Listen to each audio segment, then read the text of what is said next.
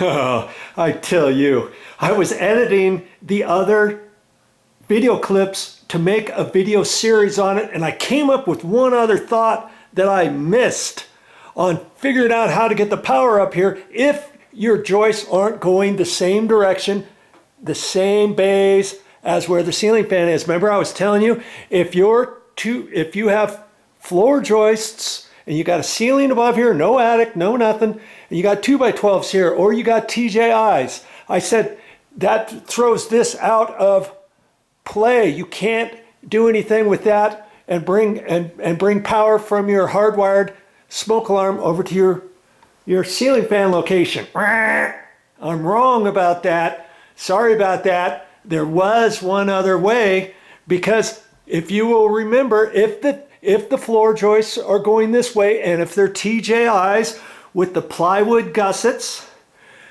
I could still have figure out exactly where my ceiling fan location is going to go. And then from there over, there's probably at least 2 floor joists, maybe 3 in a pinch, that are between there, the smoke alarm, and the ceiling fan. And if those are TJIs with the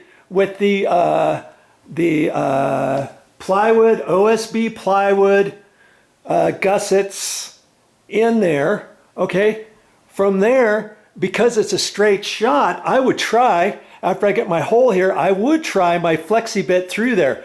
Drill through one, go to the next one, drill through that one, go to the next one, drill through that, because it's a straight shot. It's not at a 45-degree angle like the other bedroom or anything like that, and I'll bet you I could do it. Now, if these were 2x12s or 2x10 floor joists, and there's a floor above there, no attic, I would not recommend, again, I would not recommend drilling holes through that, because that weakens the 2x12, especially if you have a floor above here. If you were to talk to any building inspector, he would frown upon it. He would not tell you it's okay. He would have to say, no, you can't do that. In a pinch, could you? Well, that's up to you. I don't want to say that it's possible and then find out your floor joists were only 2x8s, let's say, or something like that, and not full 2x12s, depending how long the span is and all that kind of stuff. I never like to see anybody drilling through the middle of that to run a wire, to run a plumbing pipe, to run a copper plumbing pipe, to run a drain line or something like that. You never want to do anything like that. If those were TJIs with the OSB plywood gussets, yes. And in my case, if they were TJIs, the ones down in this particular house, not always, but sometimes you get the ones with the V of the metal and it's all open. If it was all open here, of course I could just fish it right through there, okay? So that's one more idea for you for sure. Now, doesn't that look nice? Doesn't it look like it's always meant to be up there? It's been up there since day one of this house that's 20 years old. But no, there was nothing up there. You installed it yourself. There's no patches going on anywhere. The ceiling looks fine. There's no marks up on the ceiling. The floor is clean. There's nothing wrong with the bed.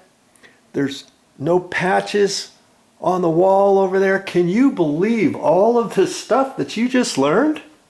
That's pretty amazing. I kind of shock myself sometimes because, like I say, I'm just an average Joe, but I know a little bit about a lot of different things. And what I have that I know, I like to teach other people how to do it too, how to save money around the house. That's what my videos are all about. It gives me satisfaction to be able to do something on my own and stand back and look, wow, that's pretty cool. I did it myself. I didn't make a mess. Everything turned out right. The handheld remote works. It was meant to be. And you can do the same thing. I want to give you the confidence in knowing, just because you're an average Joe and you don't know how to install a ceiling fan, you've never installed a ceiling fan before, you watch this entire video series And I think you just might be able to do it yourself. That's all I got for this time. But I'll be back with more videos. Well, I can cross that one off my list.